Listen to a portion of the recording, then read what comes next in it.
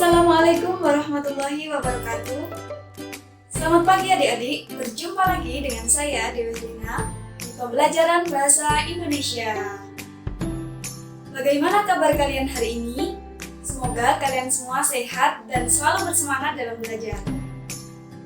Nah, pada pertemuan sebelumnya kita sudah membahas tentang apa itu teks pidato persuasif dan bagaimana ciri-cirinya. Nah, pada pertemuan kali ini kita akan membahas tentang struktur teks pidato persuasif. Kira-kira apa aja ya struktur teks pidato persuasif? Yuk kita simak video penjelasan berikut ini. Sebelum memulai pembelajaran, jangan lupa untuk berdoa. Semoga kita semua diberikan kemudahan dalam menuntut ilmu. Amin amin ya rabbal alamin. Adik-adik, langsung saja saya akan menjelaskan tentang struktur teks pidato persuasif. Secara umum, struktur teks pidato persuasif terdiri atas 3 bagian. Yang pertama adalah bagian pembukaan, yang kedua adalah bagian isi, dan yang ketiga adalah bagian penutup. Yang pertama, bagian pembukaan. Pada bagian pembukaan ini meliputi salam pembuka, kemudian ada salam penghormatan, dan juga ucapan rasa syukur. Yang pertama, salam pembuka. Nah, salam pembuka ini harus disesuaikan dengan situasi atau waktu dan juga latar belakang pendengar. Misalkan kalian berpidato pada pagi hari, kalian bisa menggunakan salam pembuka selamat pagi, seperti itu. Atau jika kalian beragama muslim, kalian bisa menggunakan salam pembuka Assalamualaikum warahmatullahi wabarakatuh.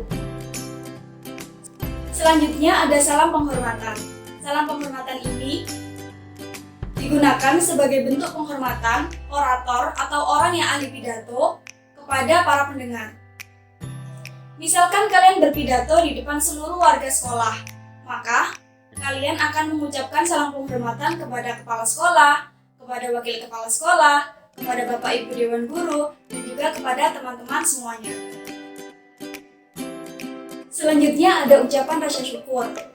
Nah, ucapan rasa syukur ini digunakan sebagai bentuk ucapan rasa syukur kita kepada Tuhan Yang Maha Esa karena telah melimpahkan rahmat dan juga karunia-Nya sehingga kita semua tetap sehat ya hingga saat ini.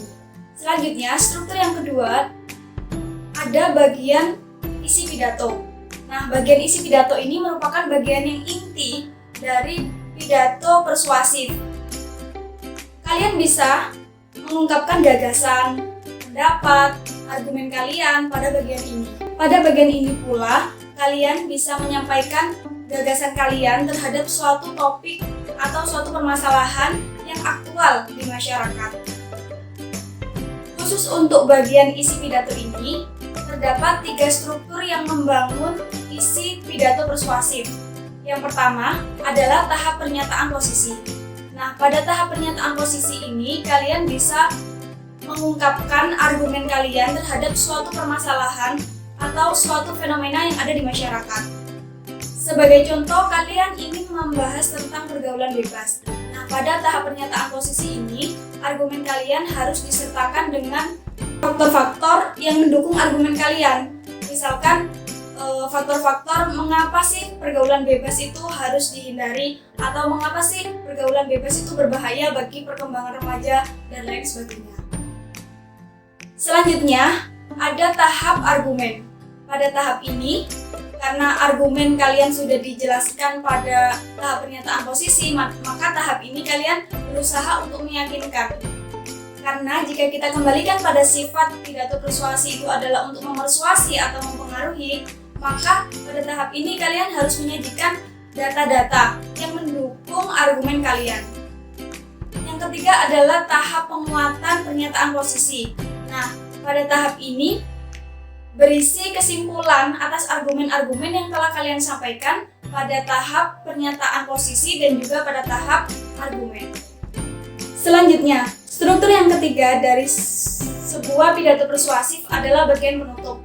Nah, pada bagian penutup ini merupakan bagian paling akhir ya yang berisi tentang harapan-harapan, kemudian permohonan maaf, kemudian ucapan terima kasih dan juga salam penutup. Nah, bentuk harapan itu seperti apa? Nah, bisa bermacam-macam. Bisa harapan kalian semoga pidato yang saya sampaikan bermanfaat untuk pendengar ataupun harapan-harapan kepada sekolah. Misalkan ketika kalian disuruh untuk berpidato di sekolah, maka kalian sampaikan harapan-harapan kalian. Misalkan semoga SMP Negeri 1 Rambi Puji tetap jaya, selalu menjadi SMP unggulan di Jember dan lain sebagainya, seperti itu. Selanjutnya ada permohonan maaf. Nah, permohonan maaf ini disampaikan oleh orator untuk para pendengar. Permohonan maaf apabila ada salah kata atau salah perbuatan dan lain sebagainya. Selanjutnya ada ucapan terima kasih. Nah, ucapan terima kasih ini diberikan oleh orator atau orang yang berpidato kepada para pendengar. Terima kasih atas apa sih? Terima kasih atas perhatian yang sudah diberikan selama kalian berpidato. Nah, yang terakhir adalah salam penutup.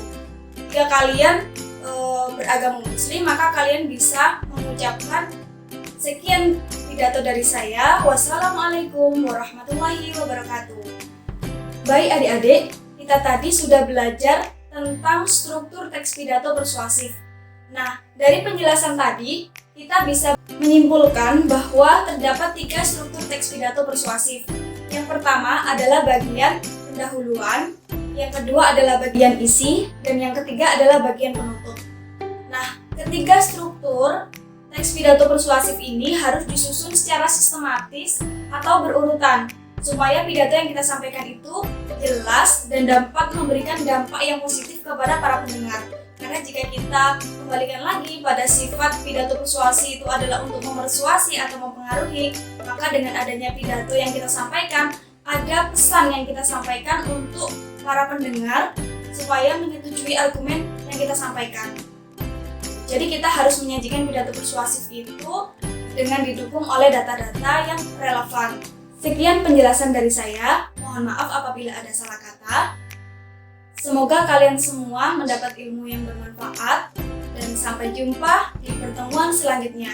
Wassalamualaikum warahmatullahi wabarakatuh. Sampai jumpa.